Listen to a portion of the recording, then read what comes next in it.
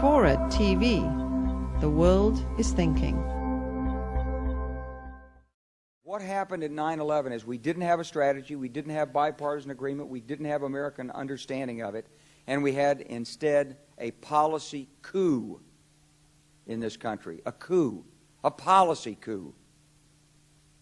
Some hard-nosed people took over the direction of American policy, and they never bothered to inform the rest of us.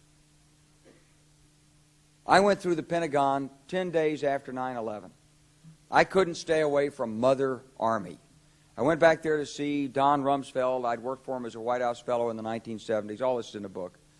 And I said, am I doing okay on CNN? He said, yeah, fine. He said, I'm thinking about it. He says, I read your book. And he said, this is a book that talks about the Kosovo campaign. And he said, I just want to tell you, he said, nobody's going to tell us where or when we can bomb. Nobody. He said, I'm thinking of calling this a floating coalition. What do you think about that? I said, well, sir, thanks for reading my book. And, he said, thanks, that's all the time I've got. Really. And I went downstairs. I was leaving the Pentagon, and an officer from the Joint Staff called me into his office and said, I want you to know, he said, sir, we're going to attack Iraq. And I said, why? He said, we don't know. He said, I said, well, did they tie Saddam to 9/11? He said, no. He said, but I guess they don't know what to do about terrorism, and so they think, but they can attack states, and they want to look strong, and so I guess they think if they take down a state, it will intimidate the terrorists. And you know, it's like that old saying, he said, if the only tool you have is a hammer, then every problem has to be a nail. Well, I walked out of there pretty upset. And then we attacked Afghanistan. I was pretty happy about that. We should have. And then I came back to the Pentagon about 6 weeks later. I saw the same officer. I said, why haven't we attacked Iraq? We still going to attack Iraq? He said, oh, sir. He says, it's worse than that. He said,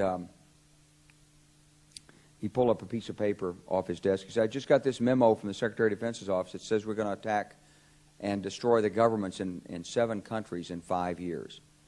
We're going to start with Iraq, and then we're going to move to Syria, Lebanon, Libya, Somalia, Sudan, and Iran.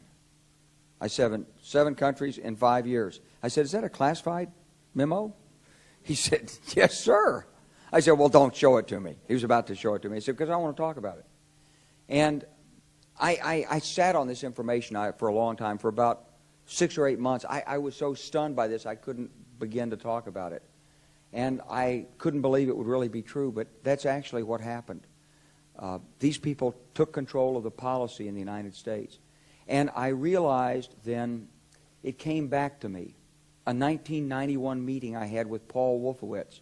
You know, in 2001 he was Deputy Secretary of Defense, but in 1991 he was the Undersecretary of Defense for Policy. It's the number 3 position in the Pentagon. And I had gone to see him when I was a 1-star general. I was commanding the National Training Center. I had met him one time. He said, if you ever get to Washington, come look me up. They always say that. Well, I was there in Washington. It was a Friday afternoon. I'd visited Colin Powell. He'd given me 5 minutes of his precious time and sent me on my way, and I was bored in the Pentagon, and I thought, I'll just go, who can I see? I think I'll see Wolfowitz. So I called, and up there, he was available. Scooter Libby came to the door. I met Scooter for the first time, and he brought me in, and I said to Paul, I said, and this is 1991, I said, Mr. Secretary, you must be pretty happy with the performance of the troops in Desert Storm. And he said, well, yeah, he said, but not really. He said, because the truth is we should have gotten rid of Saddam Hussein, and we didn't. And this was just after the Shia uprising in March of 91, which we had provoked, and then we kept our troops on the sidelines and didn't intervene.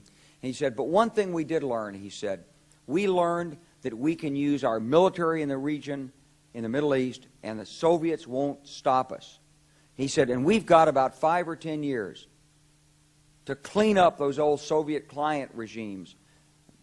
Syria, Iran, Iraq, before the next great superpower comes on to challenge us. And it was like, you know, I'm coming out of the Mojave Desert. I've been training troops. I haven't been thinking geostrategy for some time. And suddenly a guy just sort of shoves this nugget at you. Well, you remember it. It was a pretty stunning thing. You mean the purpose of the military is to start wars and change governments. It's not to sort of deter conflict. We're going to invade countries, and my mind was spinning. And I put that aside. It was like a nugget that you hold on to. This country was taken over by a group of people with a policy coup. Wolfowitz and Cheney and Rumsfield, and you could name a half dozen other collaborators from the Project for a New American Century. They wanted us to destabilize the Middle East, turn it upside down, make it under our control. It went back to those comments in 1991. Now, did anybody ever tell you that? Was there a national dialogue on this? Did senators and congressmen stand up and denounce this plan? Was there a full-fledged American debate on it? Absolutely not. And there still isn't. And that's why we're failing in Iraq. Because Iran and Syria know about the plan. All you have to do is read the Weekly Standard and listen to Bill Kristol, and he blabbermouths it all over the world. Richard Pearl the same way. They could hardly wait to finish Iraq so they could move into Syria. It was like a laydown. Oh, our legions are going to go in there. This wasn't what the American people voted George Bush into office. Well, they didn't actually vote him into office, but it wasn't what many of the people who... It wasn't what he campaigned on. He campaigned on a humble foreign policy, the most arrogant foreign policy in American history. He campaigned on no peacekeeping, no nation building, and here he is with Afghanistan and Iraq. It's astonishing. So the root of the problem is not how many troops are in Iraq. Please believe me. Don't be mad, if you're a Democrat, at your Democratic congressman because they can't reduce the troops and frustrate the president. That's not the issue.